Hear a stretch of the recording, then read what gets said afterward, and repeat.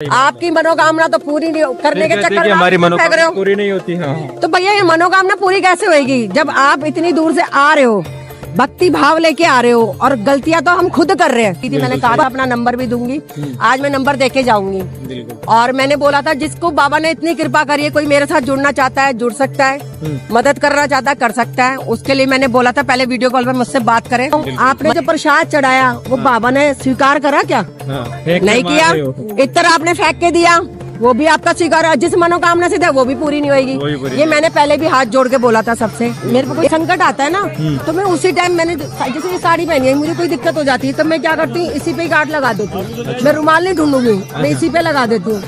मेरे घर पे चुन्नी साड़ी जो पहन रखी होती है मैंने, जब मुझे संकट आता है उसी टाइम। अब जब मैंने आपको बताया कि भाई आपने बोला मुझे ये परेशानी है, तो आपको उसी टाइम ही करना चाहिए। सब काम छोड़ दो, जब आपको आस है विश्वास है सब काम छोड़ दो, पहले उस काम को करो। डिपेंड करता है। सुसाइड करने के विचार भी आने लगे थे भैया कर ली थी, कर लिए थे। कर ली थी। अच्छा, 2 बार मैंने फांसी भी लगा ली थी, ऐसी मेरी कंडीशन हो गई थी भैया, डिप्रेशन में आ गई थी मैं बहुत। अच्छा, दूसरा भैया मेरी हाथ जोड़ के विनती है, थोड़ा अपनी सिक्योरिटी को ये चीज करो, जरूरी है उन्हें हमें टच करना। अच्छा, अगर हम दर्शन करके खुद भी जा रहे हैं तब भी वो हमें टच करते हैं, क्यों करते हैं टच?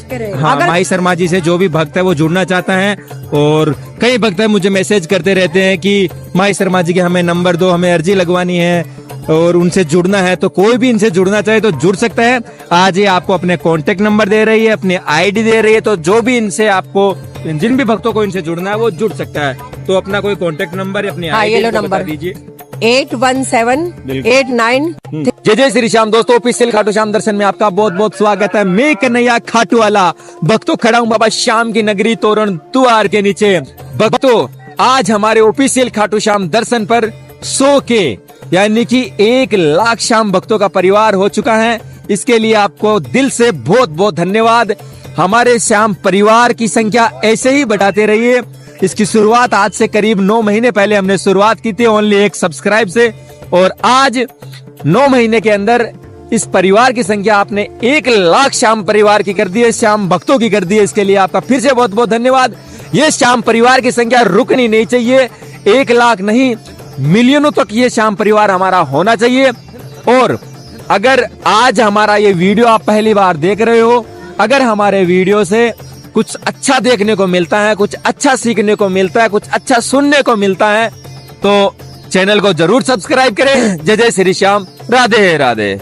जय श्री श्याम जी। जय श्री श्याम। जय श्री श्याम।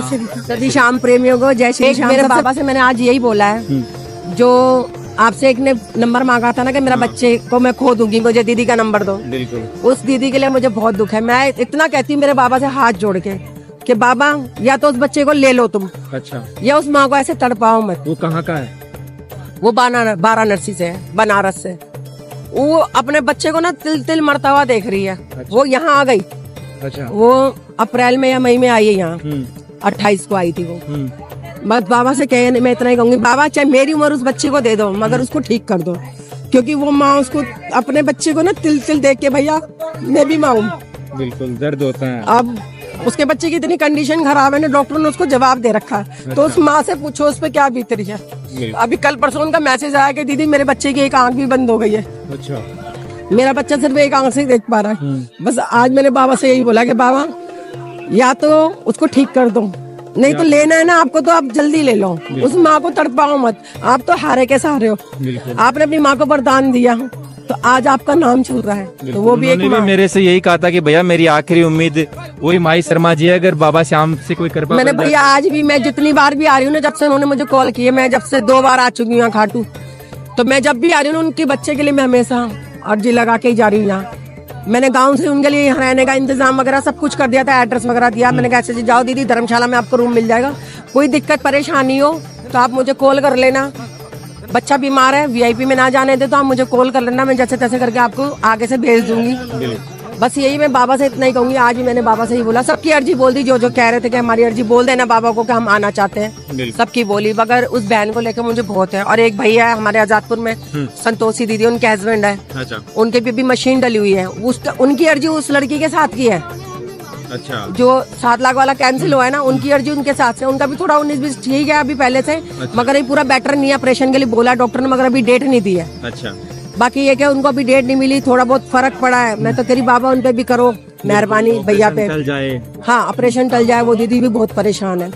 बस मैं ही कहती देखो गलतियां हमसे होती है। अब मैंने जिस तरीके से बताई उन्होंने टाइम लगाया करने में, और वो जो भाभी जी थी जिस टाइम मैंने उन्होंने बताई उन्होंने तुरंत करा उस काम को, कर दिया। तो उनका काम बन गया। बिल्कुल। अब इन्होंने क्या करा, इनको मैंने बताई एक बार नहीं 10 बार बोली ये बात, अच्छा। तब उन्होंने टाइम लगाया उस चीज को करने में। हाथ नहीं किया उसको। हाँ मैंने जैसे बोला ये परेशानी आप अभी लगा दो। अच्छा। देखो आप जब मेरे पे कोई संकट आता है ना, तो मैं उसी टाइम मैंने जैसे ये साड़ी पहनी है, मुझे कोई दिक्कत हो जाती है तो मैं क्या करती हूँ इसी पे गांठ लगा देती हूँ। मैं रुमाल नहीं ढूंढूंगी, मैं इसी पे लगा देती हूँ। अच्छा। मेरे घर पे चुन्नी साड़ी जो पहन रखी होती है ना मैंने, जब मुझे संकट आता है उसी टाइम। अब जब मैंने आपको बताया कि भाई आपने बोला मुझे ये परेशानी है, तो आपको उसी टाइम ही करना चाहिए। सब काम छोड़ दो, जब आपको आस है विश्वास है तो सब काम छोड़ दो, पहले उस काम को करो।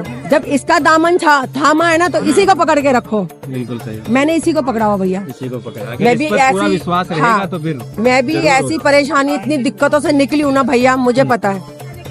मुझे पता है मैंने क्या सहा है क्या नहीं सहा। अच्छा। मेरी मरने तक की कतार थी। मैंने आपको बताया मैंने सुसाइड तक भी कर ली थी कोशिश, मगर इसने मुझे मरने नहीं दिया। अच्छा। तो मैंने अपनी सांसों की माला ना इसको सौंप दी है। अच्छा। मैंने कहा बाबा मेरी सांसों की माला तुम पे है, क्योंकि जिंदगी जो बचाई है ना ये तुमने बचाई है। अच्छा। ठीक है तो आपकी क्या सिचुएशन हो गई थी इसे? भैया हमारा क्या बताऊँ 2-2.5 करोड़ का कर्जा हो गया था लॉकडाउन में। 2-2.5 करोड़ का कर्जा हो गया था लॉकडाउन। हमारा क्या है मंडी का काम है, तो हमारा बैंकों से लेन देन रहता है, मंडी में भी रहता है। इस चीज में हमारी क्या हो गई थी, हमारी रीढ़ की हड्डी एकदम टूट गई थी बिल्कुल। अच्छा। पूरा धंधा। अब ये धीरे धीरे भैया उभर रहे हैं। अब उभारने का तो काम इसी का है, यही उभारेगा हमारे को। कि यही पहले से कंडीशन तो ठीक है, बस ये कि कर्जे हैं थोड़ा, कर रहे हैं कोशिश उतारने की। बाकी तो इसके ऊपर है मेरे बाबा के ऊपर। ये चाहे तो एक मोड़ छड़ी घुमा के झटपट सब कुछ कर सकता है, बिल्कुल इसकी मर्जी पे डिपेंड करता है। सुसाइड करने के विचार भी आने लगे थे। भैया कर ली थी, कर लिए थे। कर ली कोशिश भी थी। कर लिए थे। कर ली थी। अच्छा। 2 बार मैंने फांसी भी लगा ली थी, ऐसी मेरी कंडीशन हो गई थी भैया। डिप्रेशन में आ गई थी मैं बहुत। अच्छा। आए दिन बैंक वालों का भैया जो इज्जतदार आदमी होता है ना, उसके घर पे एक भी कर्जदार मांगने आता है ना उसको फर्क पड़ता है, और जो बेशर्म होता है ना उसके 10 दरवाजे पे बेइज्जती करके चले जाओ उनको फर्क नहीं पड़ता। तो भैया हमें फर्क पड़ता है। और मेरा सच्चा शाम प्रेमी वही होता है जो तत्पर ये किसी के लिए तैयार होता है मदद करने के लिए। दिखावे के लिए तो दुनिया आई है, छुट्टियां पड़ गई, घूमने आए हैं, बाबा से मिलने आए हैं, करने आए नहीं। मैं तो मेरा मायका है, मैं तो अपने बाप से मिलने आती हूँ। अच्छा। मेरा भाई बहन बाप जो भी है मेरे सारे रिश्ते इससे है, मैं इससे मिलने आती हूँ। 1 महीने की हाजिरी मेरी है ही है। और मैं मंदिर परिषद से भी हाथ जोड़ के विनती करूंगी कि लोग बाग इतना किराया लगा के इतनी दूर दूर से आते हैं। अच्छा। भैया जैसे कि पीछे की लाइन है आगे की लाइन में लेवल बराबर है। अगर आगे जैसे मैं लंबी हूँ मैं आ जाऊँ और कोई छोट जिसकी हाइट कम है अच्छा। वो मेरे पीछे तो उनके दर्शन नहीं हो पाते। नहीं होते हैं। ये मेरे शाम प्रेमियों की अपील है। बिल्कुल। जैसे मनिंदर भैया ने अपील की थी तो मैंने सभी शाम प्रेमियों को हाथ जोड़ के बोला था। आज मैं मंदिर परिषद से बोल रही हूँ हाथ जोड़ करके कि भक्त इतनी दूर दूर से आते हैं, उनको दर्शन नहीं हो पाते। अगर आगे कोई लंबा खड़ा है, सारी कतारें वो सेम छोटे है। पीछे हैं, या तो छोटे पीछे की वाला- लाइनों को ऊंचा करो भैया, हाँ। जिससे कि पीछे जो है आगे अगर कोई लंबा भी आ जाए तो पीछे वालों को आराम से दर्शन हो जाए। और भैया एक आपने हाथ देखा जोड़ है अंदर की के दर्शन? हाँ ये मैंने देखा है। और क्या है भैया कि जो हमारे साथ भी सवारी आती है, मेरे साथ संगत आती है, कुछ वो की हाइट कम होती है।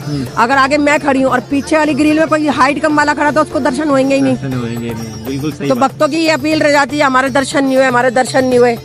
तो इस चीज को मंदिर परिषद वाले भैया से हाथ जोड़ के विनती है देखो। जरूर इस चीज को ध्यान रखे। ये सही। और भैया मैं एक चीज और बोलना चाहती हूँ, भीड़ नहीं भी होती तब भी आप लोग रुकने नहीं देते, दर्शन नहीं करने देते। चलो चलो चलो भैया, खाली में तो आप 2 मिनट रुकने दे सकते हो ना भक्तों को। भीड़ होती है तो हम समझ सकते हैं कि ये आपकी ड्यूटी है, क्योंकि पीछे भी भक्त लाइन में खड़े हैं, उनको दर्शन कर रहे हैं। खाली में भी दर्शन के लिए भगाते हैं। और दूसरा भैया मेरी हाथ जोड़ के विनती है, थोड़ा अपनी सिक्योरिटी को ये चीज करो। जरूरी है उन्हें हमें टच करना। अच्छा। अगर हम दर्शन करके खुद भी जा रहे हैं तब भी वो हमें टच करते हैं। क्यों करते हैं टच? अगर मैं खड़ी हूँ, अगर आप बोलो बहन जी चलो, अगर मैं नहीं चलती तब आप मुझे टच करके बोल सकते हो कि बहन जी चलो। अच्छा। अगर हम खुद से जा रहे हैं उसके बाद में भी आप लोग हमें टच करते हो, ये भैया मंदिर परिषद से मेरे साथ 2-3 बार सीन हो चुका है, मेरा झगड़ा भी हो चुका है अंदर।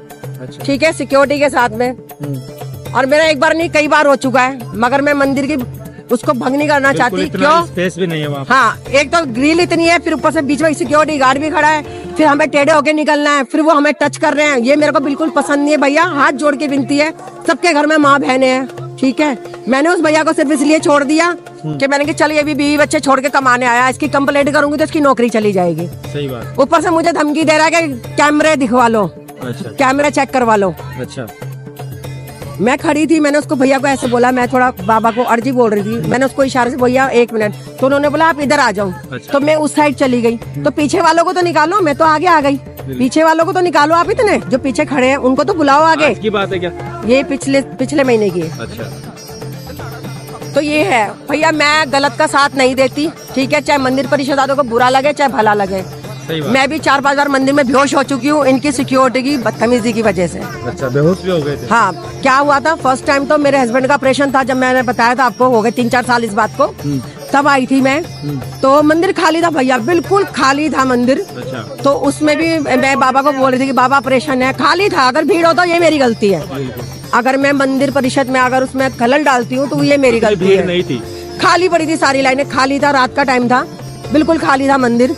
तो मेरे हस्बैंड ने बोलता ऑपरेशन में जब भी जाऊंगा पहले मैं दर्शन करके जाऊंगा। तो हम लोग रात को आए थे, मैं, मेरी बेटी, मेरे हस्बैंड। अच्छा। मंदिर बिल्कुल खाली था, तो मेरे हस्बैंड मेरी बेटी चली गई थी दर्शन करके। मैं बस बाबा से इतना ही कहती कि बाबा ऑपरेशन है, आप देख लेना, ठीक ठाक से कर देना, इतना मैं बाबा को बोल रही थी। अच्छा। तो मेरे को रोना आ गया था, फिर खाली पड़ा है, मेरे पीछे भी कोई नहीं है। अच्छा। उसके बाद में भी उसने बोला चलो चलो चलो, तो एक लेडीज थी उस टाइम गार्ड, बड़ी बदतमीजी थी।